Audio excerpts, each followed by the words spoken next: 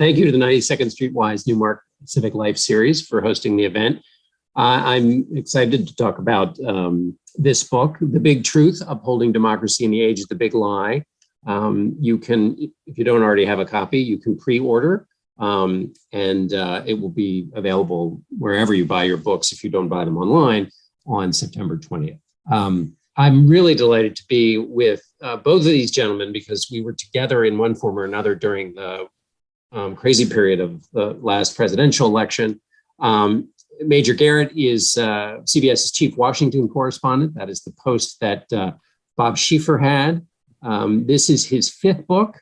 I have known Major since we were both working for competing news magazines in the 1990s. Exactly. But I think I may have even known him when he was at the Washington Times before that. Anyway, I was an admirer of his work, both in print and in broadcast, but then we became colleagues, and now we are friends and colleagues, which doesn't always, those two things are not always the case, but I'm delighted and always honored to be associated with his work at CBS.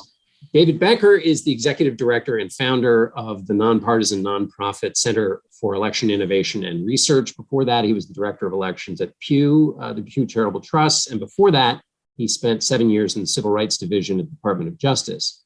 I got to know David, as I said, during this crazy, the crazy period leading up to the presidential election in 2020. And then when then President Trump was raising questions about the election from the minute the results started to come in. One of the things that I like the most about talking to David in the various venues we did is that he is an explainer, which is one of my favorite things. Is he just explains what's complex issues, what's happening without a lot of breathlessness, which is very helpful when what he's talking about, in that case, a president who was sowing discord, which led to January 6th, these were events that took your breath away enough on their own. So it was always great to have a solid explainer out there. Their book is expectedly excellent. And so I won't delay any longer. I'm going to get to that poll in a minute because I think it connects with something else. But Major, let me start with you. 30,000 foot view. There's a sentence at the beginning of the book, and I want you to talk about partisanship, how it's changed, and also a sense of grievance that I think is embedded in this sentence. The sentence is, in pressurized times, lines can be crossed, especially when rivals are seen as enemies and choices no longer incremental, but existential. We're going to talk about a lot of specifics of voting and so forth, but that seems to be the backdrop for so much of the book. It really is, John, and I really want to thank the 92nd Street Y for inviting us here. Thank all of you for logging in, getting a ticket. We really appreciate spending some time with you. And if I've noticed anything, John, and you have too, many people have written about it, in the last 10 or 15 years, political debate has taken on a kind of harsher tone that I don't recognize, and in my reading of American history, don't find very often, which is not just that there are disagreements, profound disagreements with big stakes involved, but a sense that it's much deeper than that. The disagreement isn't just about a policy or a preference or an ideology.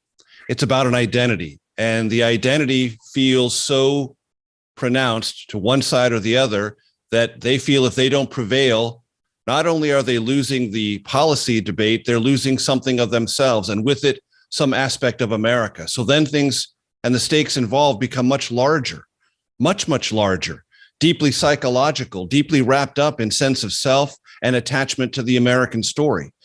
And what happens?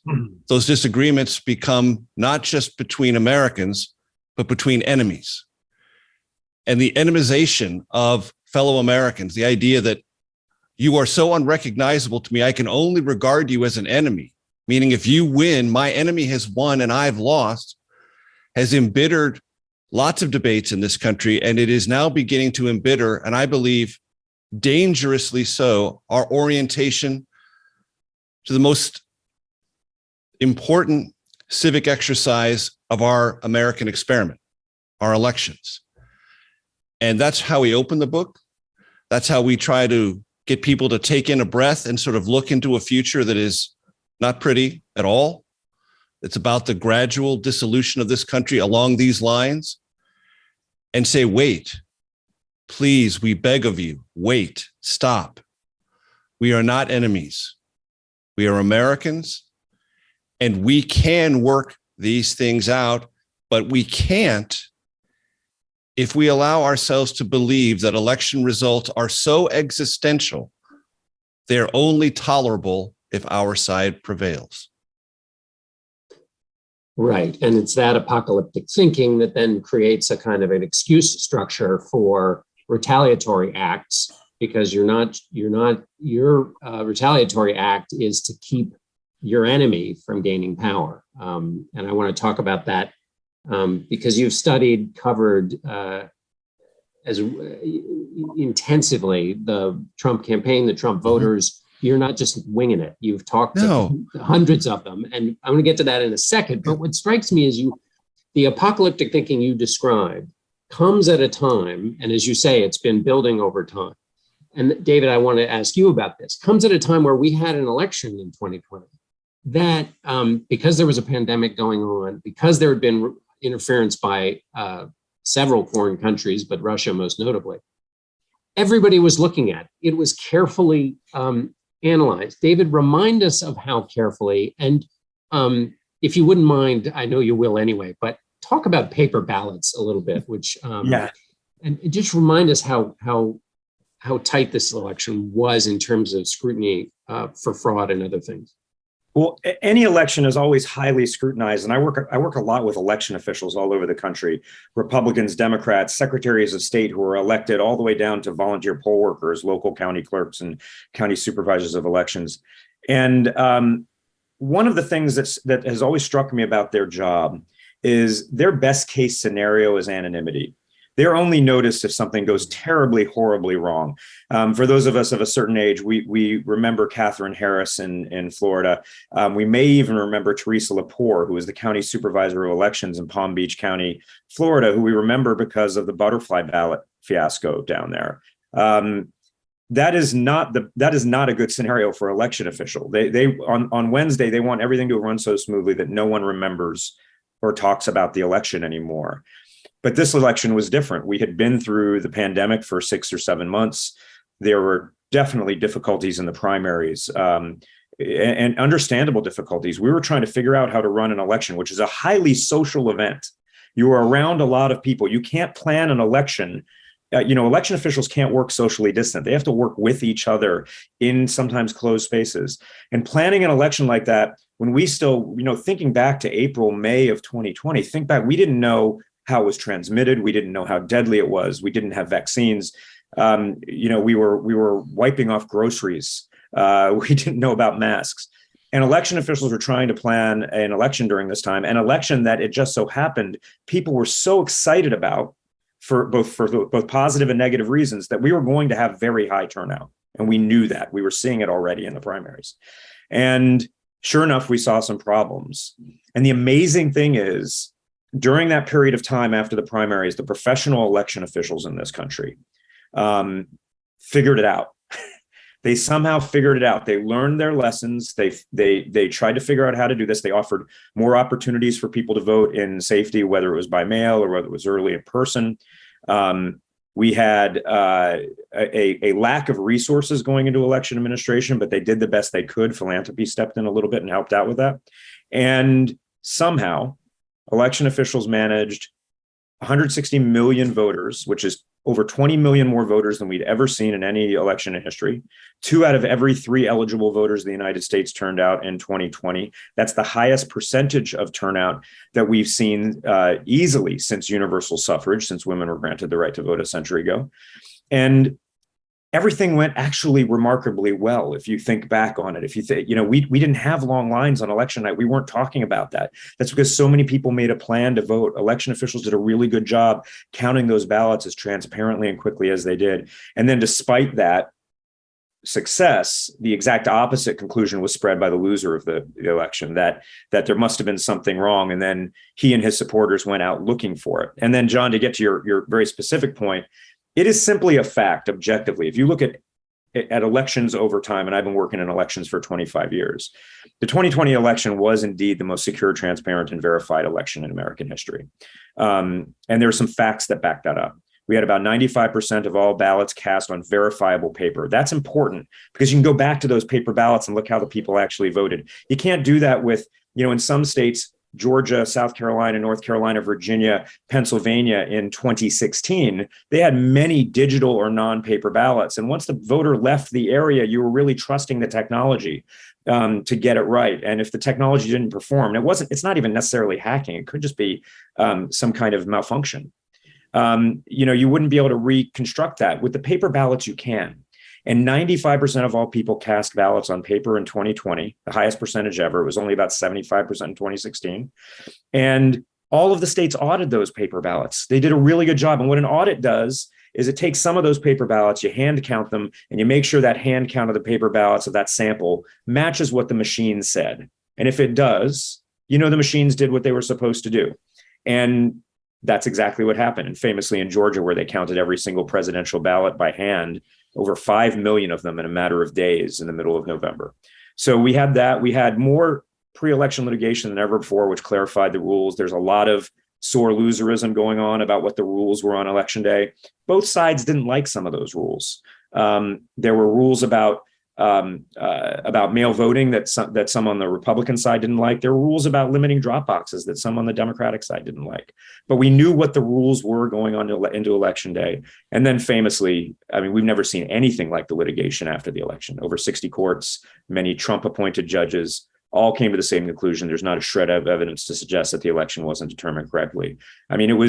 You can understand why the Department of Defense, the Department of Justice, the FBI, the Department of Homeland Security, Trump's own campaign, Trump's own family, all told him the election was secure and you lost.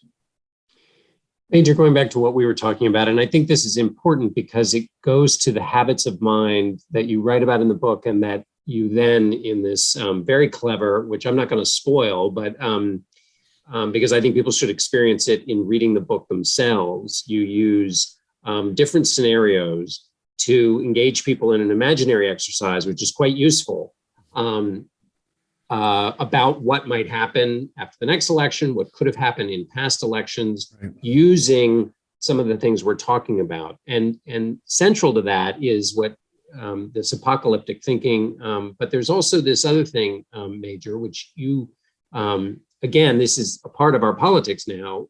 Having covered the Trump administration and campaigns, you write in the book with knowledge about the way Trump supporters see right, this data and everything David's saying, yep, the reason they leap over it. Can you talk a little bit about the way they see things? Sure. And I received an email today after someone who's clearly a Trump supporter saw David and I appear on Face the Nation. And this person emailed me and said, I was a hypocrite because I didn't spend any time reminding viewers that Democrats assailed President Trump, called him an illegitimate president, and hung the Russia investigation around his neck for 2 years. And the person emailed to say, karma is unfortunate. That's not exactly what the emailer said, but I will gussy it up ever so slightly. And that is one glimpse into the grievances the Trump supporters have. And I tried to take them on in the book and not gloss over them, because the body politic in our country needs to come to grips with them, though not indulge every single one of them. And briefly, because I have attended more than 100 Trump rallies, I talk to Trump supporters at every single rally. I listen as best I can. And briefly, I would say it's this. They believe that President Trump was treated unfairly as a candidate, treated unfairly as a victor in the presidential campaign, that his very unexpected victory was never celebrated. It was denigrated from the very beginning, and that there was a tendency to assume the worst, ascribe the worst, and constantly pester President Trump and everyone around him with negativity. And they recoil at that. And they look at the Russia investigation and its origins as deeply questionable, or in the minds of some, overtly criminal, a political hatchet job on President Trump. And as far as they're concerned, that's all they need to know, that the structures of this country, which they are already suspicious of, the media, big tech, and any other place of accumulated power in the Republican Party or the Democratic Party is out to get Trump, and by definition and by extension, therefore out to get them. And I believe for some Trump supporters, they don't really care about the evidence anymore. They've sort of given up on that, but they don't want to give up on their affection and allegiance to Trump. And they believe if they say the election was valid, they are somehow doing that. And I try to articulate all of those feelings and say, look, you can still admire the Trump presidency. You can still admire him. But on this one thing, you must let go. If for no other reason, that because the act of denigrating unfairly elections will not reside only with you. You will spread that contagion through our politics. And someday, as we put together a hypothetical in the book, your rivals may do it. And what will you think then? And on what moral ground will you stand to object? It's on this ground, this civic altar, as we described in the book, that David and I beg Americans to treat as precisely that, a civic altar. We're not asking people to swallow election results and never ask any questions, but we are asking them when evidence is presented and it is clear and unmistakably true that you accept and take your passion to the next best venue. What is that? The next election. Yeah, John, if I may for a second, I think there's one of the great ironies is there are tens of millions of Americans who are good Americans who are sincerely disappointed in the outcome of the election. They wanted Trump to win, and they're not bad Americans for that reason. They preferred a candidate who lost. That happens. I mean, how many in the United States of America haven't suffered a severe electoral disappointment in the last decade? But what's I think a little bit unfortunate is for the first time in American history, we have a candidate refusing to concede and spreading lies about the election. That's what makes it different than 2016 and 2004, and definitely different than 2000 with Vice President Gore and 1960 with Vice President Nixon.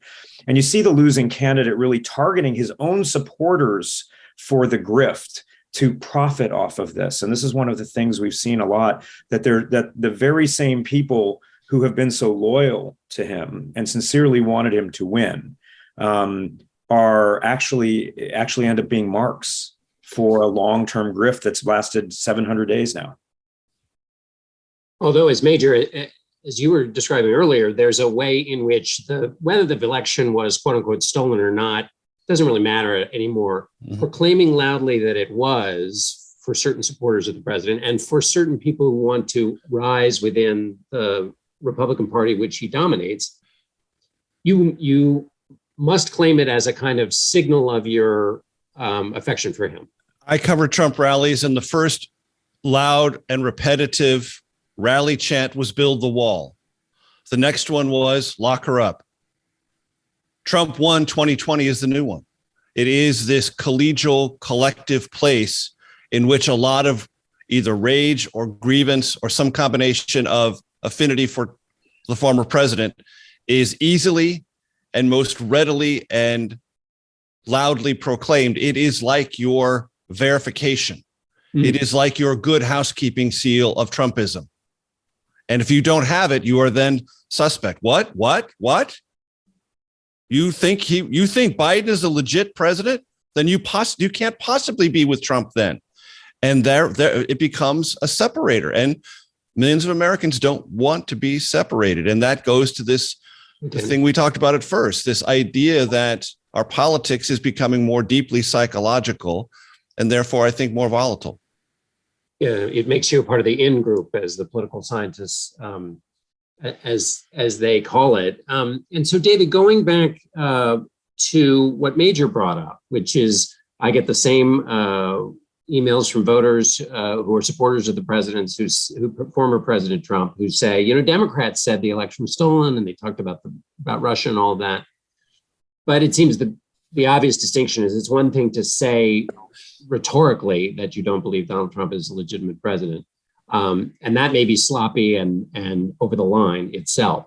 But it's quite another thing to, as Major just say, make the lie about the last election the good housekeeping seal of approval to get into a party, because we know that Donald Trump is the overwhelming force in the Republican Party. But secondarily, sketch for us the ways in which those who have this belief, either legitimately or just as a necessary requirement to be part of the club, how they have affected laws in individual states that they have proposed, how some of them are now either in office or are running for office and will be the ones counting or potentially counting the next set of votes, which seems to me to be a whole other different thing from then just rhetorically saying, well, the other guy stole the election. Yeah, it's actualizing it.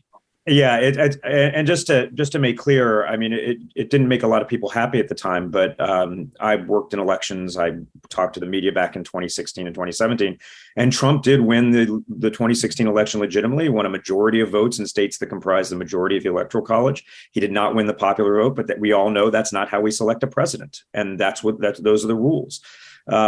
I think back on Vice President Gore and Vice President Nixon, and both of them had some legitimate claims. The 2000 election obviously was much closer than 2020. And it was decided by a court, and Vice President Gore paid heed to the rule of law and ultimately did what he thought was best for the country, as did Vice President Nixon in 1960. And so we have a different situation, very, very different in character.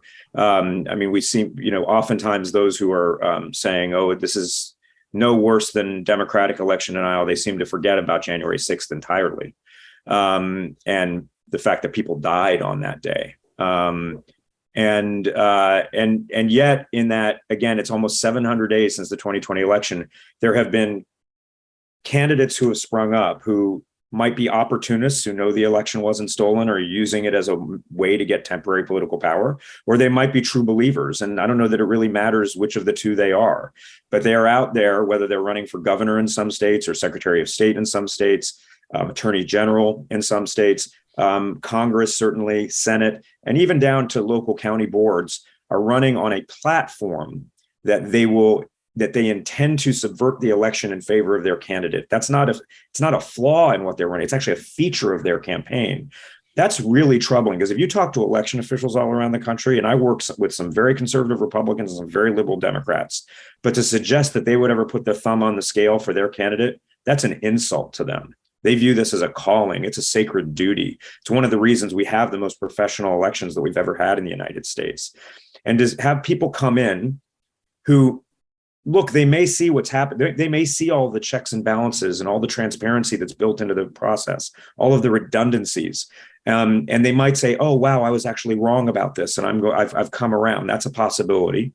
But it's also a possibility that once they compromise core democratic principles, there's no way back. And we're starting to see that in some ways.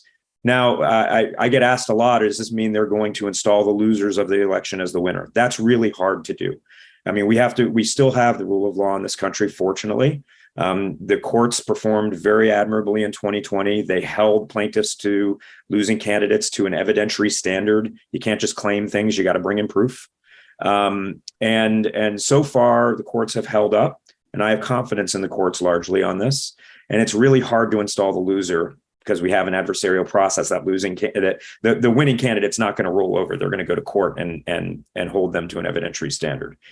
But in the period of uncertainty that could be created by secretaries of state or attorneys general or governors who are claiming an election was stolen, that will give an opportunity for people to incite political violence. Again, we've seen this already. This is not hypothetical.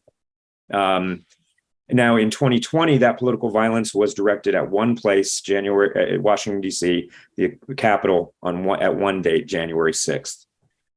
What happens if it's dozens of states on dozens of dates? And that could easily happen. And it's something that I don't mean to get too pessimistic here, but it's something that does keep me up at nights, because it does seem like there are people for whom there is no line they will not cross. And they will keep going down past that line and keep breaking norms until democracy itself is broken.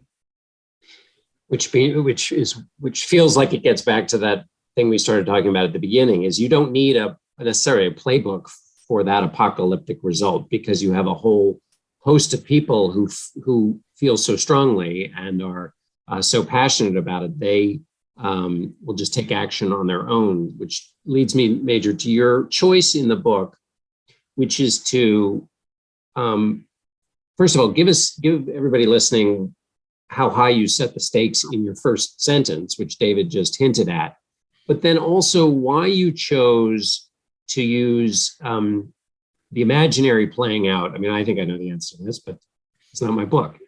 Why you chose the imaginary route in some of your writing as a device to make the case you're making. So David and I have a phrase that we really hold very close to our hearts, which is this. We both had to write this book, and we both profoundly wish we did not have to write it. And we had a choice. We could have written what we originally thought we were going to write, which was sort of a smaller book, which was a love letter essentially to election workers and poll workers. Just to add on to David's description of what happened in 2020, 400,000 Americans who had never been poll workers became poll workers in 2020. Almost all of them trained for this intense, particular, meaning there are very specific things you have to do and times you have to do them, task online, not in person as they typically are trained. And they did, and they contributed to this great success story. Again, not the result, but the process of conducting this election. And we originally thought, let's just write a love letter to them and say, you did such a great job. You're being unfairly maligned. You're being baselessly slandered. 2 people in this country put a book on the shelves to say thank you. Well, then the project became much bigger. It became a much larger meditation on where we are. And as you indicated, I mentioned that we are coming up on our 250th anniversary. And then we'll hope to get our 300th anniversary. Well, a lot of things are up for grabs, just getting to 250. And a lot of things even more are up for grabs to get to 300. And we will understand how close or how far we are from those measuring sticks of our own democracy in the next 2 elections. I mean, we're going to find out just how much we can take and how much the courts can absorb, how much we can abuse and hector and dox our neighbors who are the election officials in our local jurisdiction and harass them into doing what? Quitting? Stopping? Well, we're bordering on that kind of thing.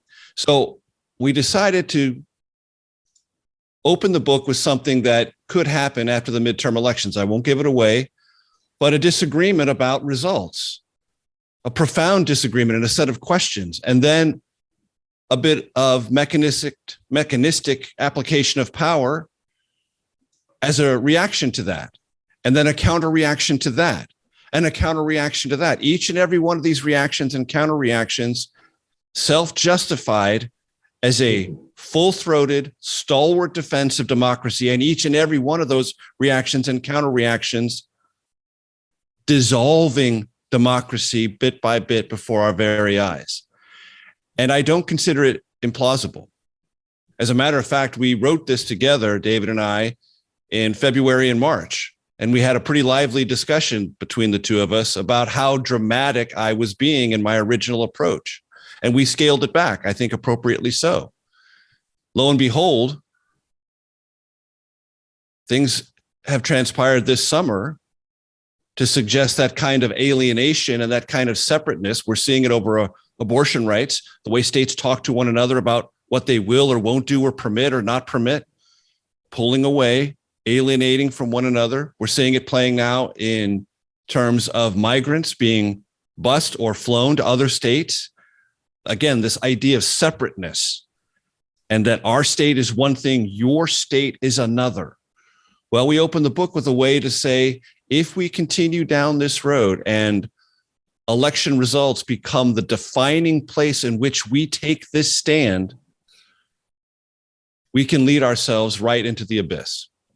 And by, it's one thing to say that, but what I think you effectively do is take the reader through the steps. And there's also in another clever thing, you sort of say, imagine if the Democrats and Hillary Clinton and Barack Obama had done this, and then essentially use all, anyway. Right. David writes this brilliant alternate history of the 2016 election. And I ask any Trump supporter who ever thinks this through, what would you have done What would your reaction have been if President Obama's Justice Department had written up a memo that almost became an executive order giving President Obama the authority to seize ballot boxes? What would you have said about that? I ask you, please think about that. We don't want any president to be presented at any level. We don't want that conversation to exist for 5 seconds. An executive order to seize ballot boxes? Are you kidding me? We came really close to that in 2020. And I would beseech those who support former President Trump, think about that if that had been the Obama Justice Department. Huh? Come on. David, I want to ask you a question about chaos, because one of the insights you offered, I can't remember one of the 18 million times we were talking during the heated period around the 2020 election. Maybe it was, I guess it was sufficiently after it, but I think this was your point, but that all of the mechanisms that were put in place, even in a pandemic, were sort of tried and true and tested. And that one of the dangers of new methods of voting, new regulations at the various state levels, is it puts the possibility for chaos in the system.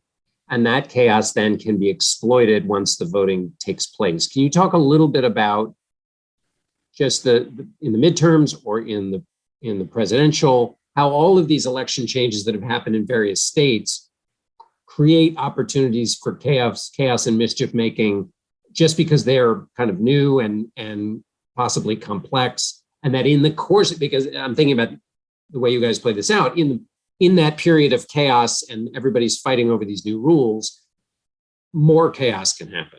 Yeah, one thing we always have to keep in mind, and I'm imagining that most of the people who are viewing this right now are experienced voters who vote in a lot of elections, maybe every single one. I certainly do. You obviously are very experienced in this. For those, I live elections 24/7, 365. But for most people in the United States, most eligible voters, we only have one election every 4 years where over half of all eligible voters participate. And that's a presidential election. We actually hit 50% in a midterm in 2018. That was by far the largest turnout in a midterm election in 100 years. It's just not normal for people to participate in a lot of elections. And even when you make good progress, you make good reforms in elections, there's always a cost in terms of voter education and potential confusion. We see that with some of the reforms that people suggest, things like ranked choice voting and other things. We had many states with new voting technology that we were going to use regardless, without the pandemic. It was already planned. People in Georgia hadn't seen a paper ballot in the polling place in 20 years.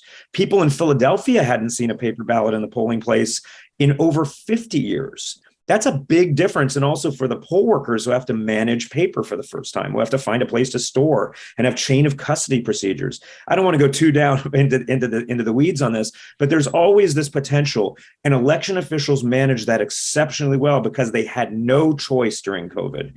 There was just no way around it. We needed to find a way that people could cast their ballot, express their voice in a global pandemic where they were scared. And they did it. They did it admirably well. The problem, and what you saw in the pre-election litigation was an attempt to set the guardrails around that so we understood the rules, so that no one could complain after the election this wasn't done. We heard a lot about the blue wave and the red mirage because we knew there was going to be more mail voting. Some states didn't allow those mail ballots to be even begun to be counted until Election Day, Michigan, Pennsylvania, and Wisconsin famously. And although mail ballots had always been pretty evenly split between Republicans and Democrats, that was going to change for the first time in 2020 for one reason and one reason only. And that is because the Republican presidential candidate delegitimized this legitimate form of voting. So they skewed Democratic when otherwise they would not have. And that created this blue wave because valid ballots were being counted later because states were not allowing them to be counted. That created this chaos, this perceived chaos and confusion that then the losing candidate used to leverage ultimately a violent attack on the United States Congress on January 6th. And we could see this playbook being used in the future by losing candidates. Losers like chaos. They want to create the perception of chaos post-election. You don't see winners do this.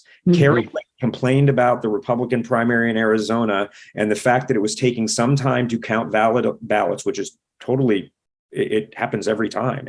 This is normal in Arizona. But once she took the lead from those ballots, she stopped complaining. She didn't want the chaos anymore. Right. So that is, if you want to know who's ahead, look at the campaigns that are saying, let the process play out. They're the ones who know that the process is set out, that election officials have this, they're doing their job they've always done. And look at the people trying to breed chaos and confusion. They're usually the people who are well behind and know they're losing. A little signposting before we, as we conclude here. We got audience questions. We'll start after my last little few sets of questions here. So send in your questions so that we can hear what Major and David have to say about them. And then I'm going to ask you both the same question at the end, but Major, and that question is going to be where we should keep our eyes peeled in 2022, whether it's a district, a state, is it the Secretary of State's race in Wisconsin, or whatever. Just, do you have a viewer's guide for the midterm? So be thinking about that. But Major, it's going to be hard for you to think about that because I'm going to ask you this question in the meantime. And that is, you and I have a challenge, which is to talk about something where there is asymmetry of behavior in the two parties, and there has been for a long time. I mean, the leader of the Republican Party is an election denier, and the energy in the party, as we've already discussed, is that you have to believe that to do well in the party. That doesn't exist in the Democratic Party. It does not. And yet your argument relies in part on the idea that Democrats, when their backs are up against the wall, either for maybe what they think are legitimate reasons or because they see power slipping away, that they would engage in similar behavior. How do you think about, and how should people think about, the idea that some of this behavior is available in both parties, but you clearly have a Republican Party where it's much more actualized and is being executed as we speak? So I just worry about the incentive structure that election denialism, which, as you accurately described, John, is on the Republican side predominantly now. Now, Republicans will, out of their back pocket, say there were other Democrats who this, who that, and what about, but they are not morally equivalent. They are not equivalent in terms of weight, of rhetoric, or action. They simply are not. But incentives matter in politics. And the incentive structures right now on the Republican side are, if you deny the 2020 election or raise some concerns about it or say, I'm not going to accept it blindly or something like that, two things happen. If you're not well known on social media, you become well known and you become followed more aggressively by people who can help you gain a larger following. The other thing that happens is you will collect more money. You will get donations from places you would not ordinarily get them.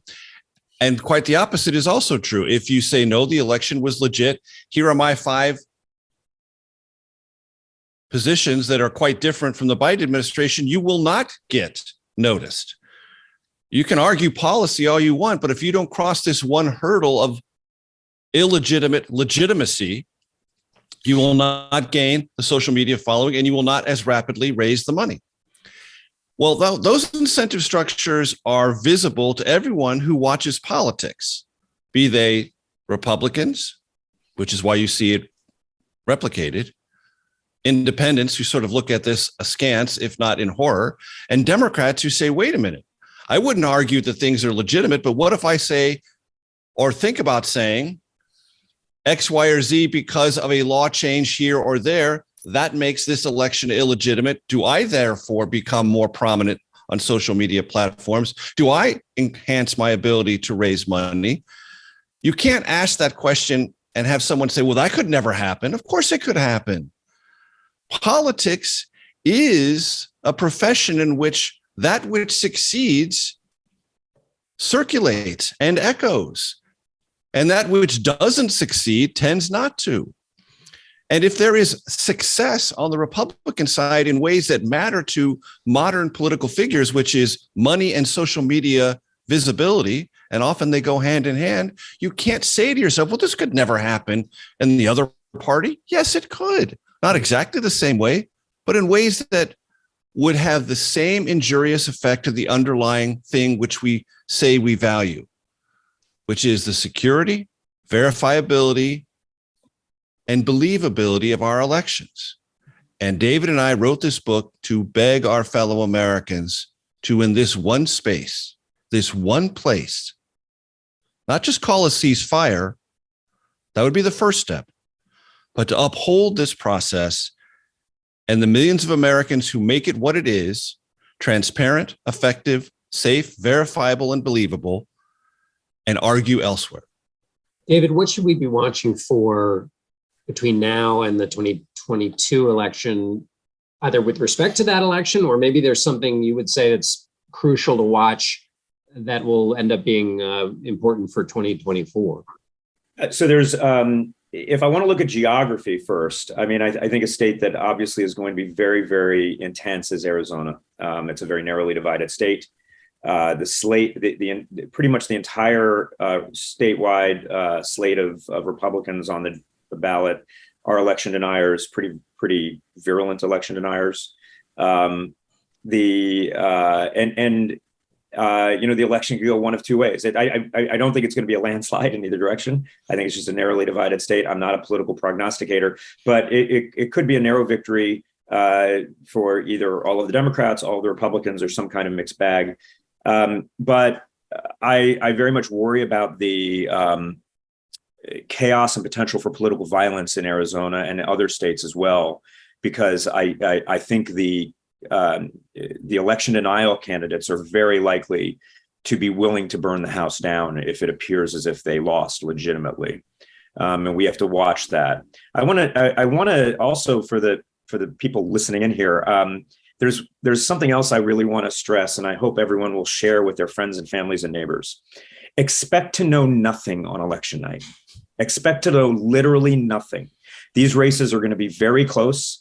Election officials are going to be working overnight to count the ballots. They're going to be working days, maybe even weeks to count the ballots, because when margins are very narrow, no matter how good the exit polling is, no matter how good the data is, we need to wait and see where the ballots are counted and how they get counted over time. That process is transparent. It's bipartisan. It's professional. It's verifiable. And we need to let that process play out. And what that also means is there are places we don't often talk about. California, for instance. California takes longer to count ballots than almost any place else. It's just the margins in statewide races there are so large, it doesn't really matter. Mm-hmm. But we have new congressional districts, 52 new congressional districts in California. And some of them could be narrowly decided. And if the House is narrowly decided, we could be waiting on those last California races. And just to set expectations, it could completely legitimately take until Thanksgiving to know who has won the House. And that's normal. And that's the way the process is supposed to work, because we have so many checks and balances in place to make sure that the ballots are counted accurately. We could be waiting on Alaska. Yeah. Seriously. Yeah. And ranked choice voting takes longer to count. That's absolutely right. And those we could be waiting for weeks if it's a very close contest. And Major, what should we have our eyes peeled on? So obviously, Georgia is going to be a place where two elections are very important in terms of the way people vote, their access to the ballot, and the results. The Georgia governor's race, Brian Kemp and Stacey Abrams are running against each other in a rematch of the 2018 election. And Herschel Walker is running to unseat the incumbent Raphael Warnock, who won in a runoff after the 2020 election. Those are high stakes contests, lots of money, lots of visibility. Georgia changed its election laws after the 2020 election, so there'll be an adjustment period there. And you have two campaigns, the Democratic and Republican campaigns in those various elections, who in their own way, though Herschel Walker hasn't raised specific questions, Republicans on the Trump side in Georgia have raised questions persistently about 2020. And Stacey Abrams still hasn't conceded her election defeat to Brian Kemp in 2018. Still considers there some illegitimacy to that. And so that is going to be a cauldron. Georgia will be. You've got to keep an eye on Michigan and the Secretary of State race there, because the Republican nominee is a flat out virulent election denier. The Nevada Senate race, Adam Laxalt is the Republican nominee. He's also an election denier. Interestingly, in New Hampshire, the Republican nominee there, who was an election denier before winning the primary, then suddenly after winning the primary, understanding in New Hampshire that that was not going to sell in a general election, suddenly began to soften his characterization of what happened in 2020. Keep an eye on that there. All I would say is there is a willingness and an ability of those who cover these elections to sift what people say about the 2020 election very carefully and not let people get away with saying something different than they have before. So if there are deniers who suddenly become semi-deniers, that will be articulated and reported and recorded for all time. And what that will suggest for those who do that is that they don't believe it, and they never believed it. Yeah. It was only, it was, to use a word we might be familiar with, a hoax. And as you both paint so nicely in the book, playing footsie with this idea, thinking it's an idea like your position on ethanol subsidies, that you can Right. one day be for one thing and one day be for another, is playing footsie with, to mix the metaphors, some incredibly volatile stuff. It's the unquenchable fire. Once unloosed, cannot be doused. It just can't. David, Marie asks, what do you think the impact of the January 6th hearings has been for the safety and security of future elections? Has it made a positive or negative impact? That's a really good question. I think it's had a positive impact. I mean, I think the hearings have been incredibly useful. They've revealed some new information. Major mentioned the fact that we started this as kind of a little love letter book to election officials, but we really broadened it when earlier this year in January, there started to be leaks out of the January 6th committee, very, very strategic leaks of pieces of information they were learning that made clear this was not just some rhetorical point. This was a conspiracy, an attempted coup to subvert the will of the voters. And so I think the January 6th committee has been very important. I don't have any inside knowledge about this. It's highly possible that some of the hearings, some of the revelations that have come from their investigation have influenced the Department of Justice as they have ramped up their investigations. There's certainly some overlap between what's happened between the January 6th hearings, the Department of Justice's recent investigation, as we're learning more and more about some of the subpoenas and witness testimony they're obtaining, and even things like District Attorney Willis's investigation in Fulton County, Georgia. So I think one of the really important things that we need to do, we can't stop politicians from lying. We can't stop people from being self-interested. But when those lies lead to criminal acts or acts that could confer civil liability or that could render someone's bar license at risk, then we have to hold them accountable. And it does appear that there's certainly evidence sufficient to warrant further investigation, if not outright indictment and prosecution. Major, Jim asks, the political news is so bleak. Where do you see encouraging signs for our democracy, if at all? I'm so glad you asked that, Jim. And I want to go back to the reference I made to the 400,000 Americans who became poll workers for the first time, learned that precise set of skills and procedures online, sort of on the back of the envelope. We were all doing something adaptive. We all did a lot of adaptive things during lockdown, but that was one of the most important and enduring adaptations for not just that period of time, but as a legacy to explain to this country that we can do hard things on behalf of a larger purpose. One of the reasons David and I wrote this book is we are so done. We are so sick and tired of this thing that should be an American example being trashed and stomped on. We as a country did something amazing. Again, I'm not asking you to filter that statement through your satisfaction or dissatisfaction with the result, but just the process.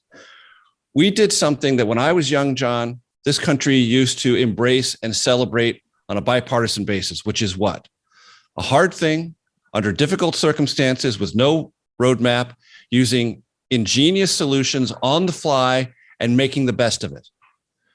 That is exactly what happened in the 2020 election. It was everything I regard as both institutionally, culturally, and symbolically identifiable with the American experiment. We did this great thing on behalf of all of us. And I urge those who participated, who made that happen, and who participated in terms of voting, to remember this radiant example, that in of itself. And now this argument about what or what didn't happen. You have something invested in what did happen. Proclaim it. Don't back away. Celebrate it and remember it as a marker for what this country can achieve. And if anything gives me hope and optimism, genuine, marrow deep optimism about the future of our country, it's that achievement and how we pull together to make it so. Well, I think we got to end on that. I mean, we're out of time anyway, but I mean, yeah, we got to. I guess I do. Here's one other question that was left over, which is, I guess, David, how worried are officials about violence? Because you touch on this, obviously, in the book at the next election. Yeah, I talked to election officials all over the country. I just spoke to the Michigan county clerks a couple weeks ago, Republicans, Democrats. They're being abused, harassed, doxxed, and threatened, and their families are being threatened, and their staffs are being threatened, their facilities are being threatened. They're worried about violence. I mean, it's certainly been threatened. There have been times when they've been stalked. There have been people setting up with telephoto lenses outside of election offices, taking pictures of election workers. These are civil servants. These are not people who are, getting rich and famous off of their work. People don't go to, college to be election officials. People don't join the Young Election Officials Club in high school. These are people who usually get into this job by accident and found a calling, and they're not going to get rich. And they're being photographed, their license plates are being photographed, and it's intended to intimidate. It is remarkable to me, just to kind of end also on an optimistic note, because we talk often about how many election officials are thinking about leaving. Many are staying. Many are saying, not on my watch. And one of the things, it's too easy to devolve this into Democrats versus Republicans and what are each party, what's their relative responsibility, and Republicans are much worse right now. And that's all true. But we really focus on so many of the Republicans who have stood up with at great personal cost to themselves, with great courage. People, obviously national figures like Liz Cheney, but Brad Raffensperger in Georgia, the election officials in Maricopa County, Arizona, who have just been incredibly courageous. People like Al Schmidt in Philadelphia. I mean, it's remarkable how many of these civil servants have stood up, even though they voted for the losing presidential candidate themselves in most cases. And I said, no, I'm standing up for the process. We need to be in a country where we can all stand up for the integrity of an election in which our candidates lose. We have to be that country. Otherwise, we're not going to be a model for the rest of the world, and we might not be a democracy anymore. All right. Well, I allowed both of you to end on stirring remarks, which is good. We are, in fact, out of time. Thank you to all who watched. There's going to be a brief poll at the end, so make sure you stick around for that. The book is The Big Truth: Upholding Democracy in the Age of the Big Lie. Thank you very much to the 92nd Street Y for allowing us to have this conversation. There's going to be some links in the chat about how you can participate in the democratic process. As Major and David were saying, it relies on the volunteers who care about this wonder of the world, which is the peaceful transfer of power as a result of the voice of the people. And it relies on all of us. So if you want to get involved, there are going to be some links in the chat. As I said, here's this poll. So David, Major, thanks a lot. Congratulations on the book. Thank you. John. Thank you. And that concludes my part of the evening.